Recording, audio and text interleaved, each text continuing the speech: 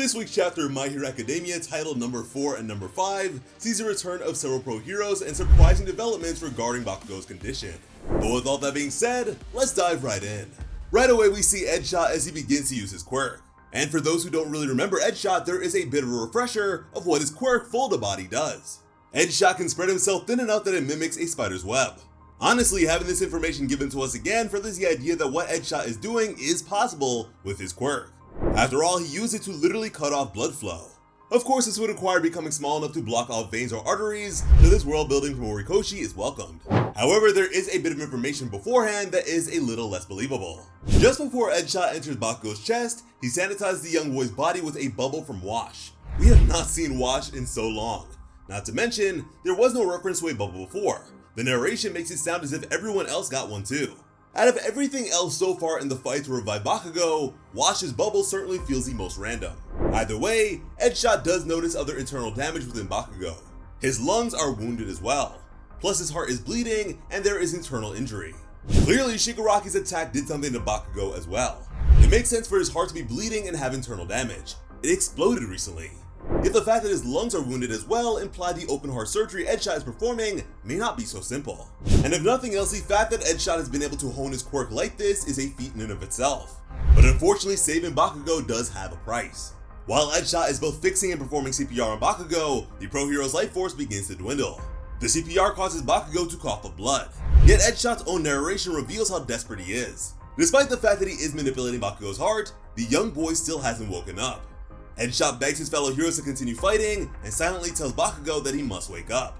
Victory can only happen with his firepower, which was something Genis acknowledged several chapters before as well. Speaking of his mentor, Best Genis is definitely distraught.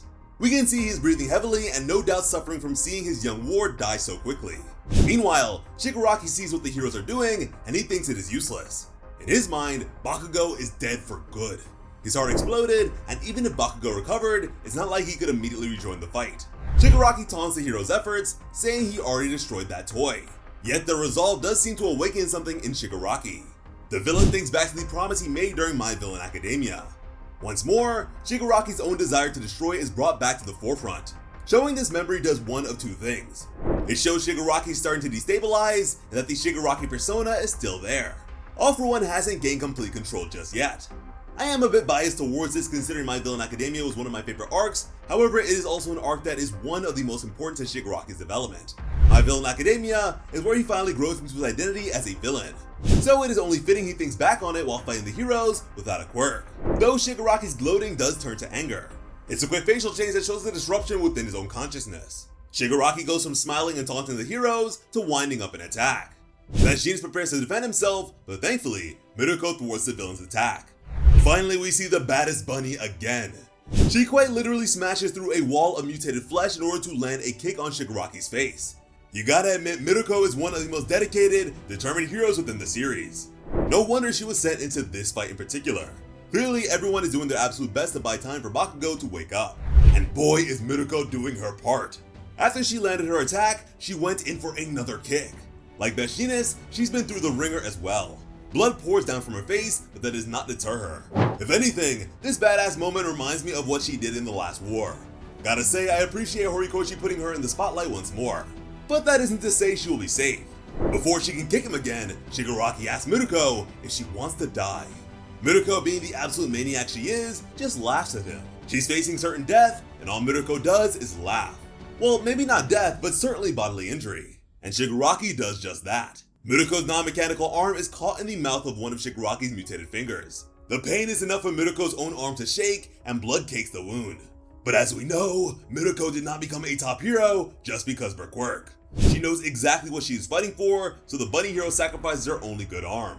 Miruko literally rips the arm out of Shigaraki's mouth. Well, maybe arm isn't the correct noun anymore. The bunny hero's arm is reduced to a stub, just like her other one. Though this sudden limb loss does not mean Miruko is down for the count. After giving up her arm, Best Girl kicks Shigaraki again.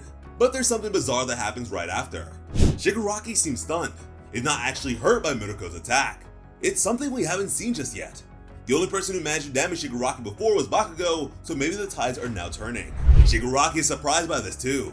Besides Miruko's attack stunning him, it also sends the villain back. It appears that physically and metaphorically his conviction is being shaken. Shigaraki also knows that his body shouldn't feel pain, so he must be feeling the physical effects of Miruko's kick. The sudden realization that he is no longer fighting with cheat codes causes Shigaraki to remember his bout with Bakugo. Slowly, Shigaraki's understanding why he is vulnerable now. Regardless of Shigaraki's weak spot, Miruko is still in a pickle. She doesn't have any arms, now down to just one organic leg and one prosthetic leg. Vegetanis does solve this, even if it is temporary. He uses his cables to basically give Miruko new limbs, which allows her to still maneuver the battlefield. There's also an added bonus. The cables of Vegetanis act as a tourniquet for Miruko's newly missing arm. Plus, it arguably happens to be one of the most disturbing panels we have seen this war. Instead of being bipedal, Miruko is on all fours. And man, is she still determined to stall Shigaraki. It's written all over her face, and she does taunt him about his sudden vulnerability. Not to mention, it's rather dangerous and heroic on Miruko's part to fight Shigaraki while quadrupedal. If Monoma blinks even just once, she will be the first to experience it a K-wave. Perhaps that may not happen though. Just as Shigaraki gears up to attack Miruko, Mirio pops up and puts his hand over the villain's eyes. Still not on his A-game, Shigaraki is distracted and tries to swipe at Mirio. Thankfully, he is able to avoid the mutated flesh due to his quirk. Meanwhile, Miruko trash talks Shigaraki because he fell for Mirio's distraction. Despite the fact that she is running around on nubs and just lost an arm, it is Admiral Miruko is fighting through the pain. That being said, she also repeats what she said in the war arc. She tells Shigaraki that people only die when it's their time.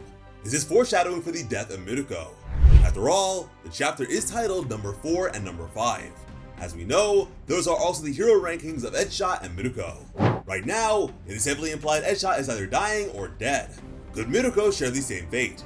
If so, this blaze of glory is exactly how she'd want to go out. Miruko has such a lust for battle, dying in a fight is only fitting for her. Though I do hope she makes it out of here. Shigaraki, on the other hand, is still jaded by his now mortal body. It's clear he can't fully focus on the fight because all he can think about is the fact that Bakugo's attack did hurt a bit. He wonders if he's accumulating damage now. To him, there wasn't enough firepower to really do that. Shigaraki sees it as simply an impossibility. Regardless, Shigaraki does make a discovery. He wasn't feeling rage when he swatted at Bakugo, but fear. His very being felt threatened by Bakugo at that moment, which is a foreign feeling to Shigaraki. He is the predator, not the prey. Though it does raise an interesting question. Is Shigaraki's own mind beginning to split? All he can think about is how Bakugo made him feel and the ramifications of his slightly damaged body. He's not even worried about the current fight. Miruko, on the other hand, proclaims that this is the time to go all out. And she's right. Shigaraki can finally be hurt. Now is the time to overwhelm him with quirks. There may not be another chance to stop him. Meanwhile, Bakugo still hasn't woken up, and we see a still upset Vegetanis next to him. The Denim Hero's own inner monologue begs Miruko to keep fighting, to not give up. However, there is a small detail with this scene. It appears as if Bakugo's body is shaking. It's unknown if this is due to Edgeshot performing CPR, or if it is Bakugo actually waking up. Unfortunately, it is something we'll just have to speculate on. Funny enough, this does bring us to another beautiful 2-page spread. Horikoshi has been killing the spreads lately. Unfortunately, it isn't a spread of Bakugo. Instead, it's Miruko as she hits Shigaraki with Luna Rush. As she attacks him, the bunny hero proclaims that she doesn't want to die with regrets. Once again, it is a throwback to her previous fight during the last war. It also happens to be a move Shigaraki was not expecting. The dude is still reeling from being susceptible to damage. It catches him off guard, but importantly, she is still able to perform Luna Rush despite no arm or prosthetic arm. She's putting all that weight on her stubs, even using them to gain momentum. Honestly, I'm still surprised her prosthetic leg is still around. She's lost just about everything but her legs at this point. Either way, the attack is in the hero's favor. Why? The answer is simple. It sends Shigaraki flying back, blood coming from his mouth. At last, someone other than Bakugo can hurt this ultimate evil. I must admit this chapter has been full of great Miruko moments. I really don't want her to die, but man, she has put up one heck of a fight. We then see the reactions of Miruko, Vegetanis, and other heroes gathered here. Miruko is smiling like a psycho, fighting for her life while also being able to damage Shigaraki. Vegetanis looks exhausted, not even fazed by Miruko's breakthrough. Meanwhile, the big three look worse for wear too. Nejire is still too exhausted to get up. Tamaki and Mirio can still fight, but Mirio somehow looks worried. We can't exactly see Tamaki's expression, but at least he's breaking through a segment of Shigaraki's hands. On the other side of things, all Shigaraki can do is think about himself. More specifically, he thinks about the little Tenko in his consciousness. He is upset by the fact that other heroes are doing all they can to help Bakugo. To him, it is all in vain. In Shigaraki's eyes, Bakugo is broken. Shigaraki also frames it within his own hardships. No one bothered to reach out to him, and in his mind, he wasn't broken. So why are people reaching out to someone clearly so far gone? All this thinking brings Tenko forth from the massive hands in Shigaraki's psyche. It looks as if his innocence has been corrupted. The Tenko in Shigaraki's mind now resembles the boy who dusted his entire family. Instead of wanting Deku to save him, Tenko now seems bent on revenge. Tenko's own negative emotions spill out into reality. A massive mound of mutated flesh starts to form his long since dead family. All the while, Tenko is lamenting on the fact that no one saw him. No one bothered to acknowledge his pain or lend a hand. And yet, everyone around Bakugo is desperately reaching out a hand to him. It's interesting that Bakugo's possible revival is the catalyst for Tenko to be corrupted and for Shigaraki to lose his cool. Things are getting very psychological and I love it.